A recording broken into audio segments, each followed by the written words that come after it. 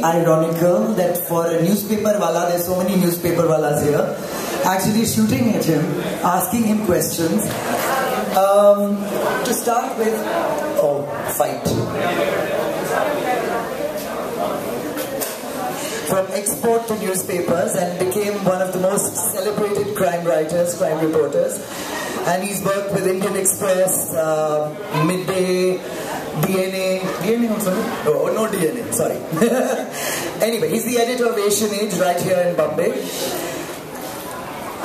Mafia Queen, I'll just say brief thing about this, why I chose the subject. Because everyone say that it's an era of dons, it's the era of underworld, it's the era of men. Why women? You know, we all, pardon me, these are not my opinion, but when we all think of women criminals, we think about some kleptomaniac shoplifters who are like in compulsive habit of lifting from the shops, or some very villainous mother-in-laws who will set their daughter-in-laws ablaze for dowry, or such other crimes. We will never associate Indian women with organized crimes. This was one notion which I wanted to break, that women are more than shapely legs and beautiful curves. And I thought that it will be no other way to tell this but to tell the story about how ruthless, cunning, daredevil and plotting women criminals can be.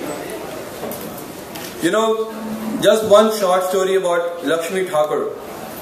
Lakshmi Thakur was a very high society bordilo madam running her racket from the bungalows in Malabar Hill. Her victims were very rich, spoiled brats from the area who needed one night stand or just quick fun. This woman started filming their orgies and whatever they were doing, and when they were through and they want to leave, pay her off, she used to say that this is not enough, I deserve more. And thus she started blackmailing these people. The racket became absolutely rampant, but nobody could touch her because she had held the collars of the sons of the most powerful politicians and business tycoons in the city. It is such a fascinating book, and the stories are so engrossing. And you know, when I started reading it, and Hussain sent me on my email, and I read a few stories, and I realized that how cinematic his writing is. But I never expected. I thought okay,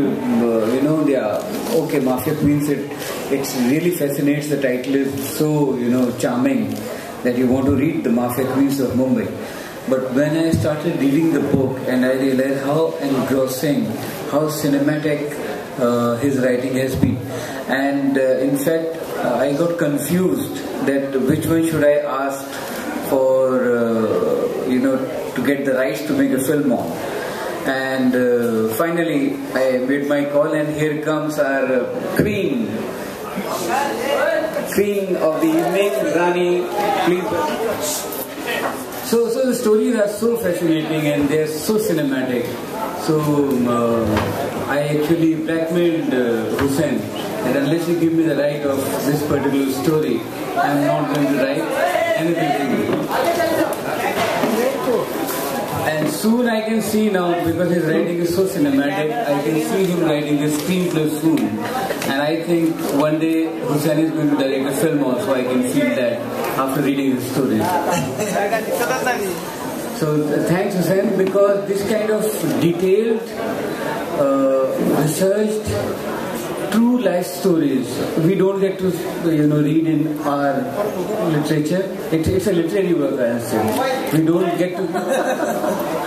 No, but I think it's interesting to read stories like that which are real, and to really know what really happens in the heartland of our city, because it's for writers like him.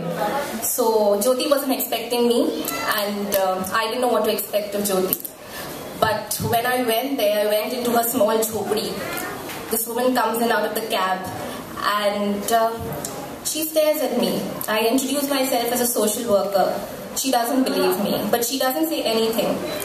She comes and goes and sleeps on the bed. And for the next 10 minutes, there's absolute silence. Jyoti's looking at me, I'm looking at Jyoti. There's no response. She's trying to intimidate me, but I was a little scared then, but it was like a small game that she was playing. She was doing her job, trying to scare me, and I was there sitting and a little bit rigid about not moving from there. And finally she spoke. And she says, "You're not a social worker. You're from the media. You've come to disclose what I've been doing, but yeah, I don't sell drugs anymore and I've been tortured." And she went on.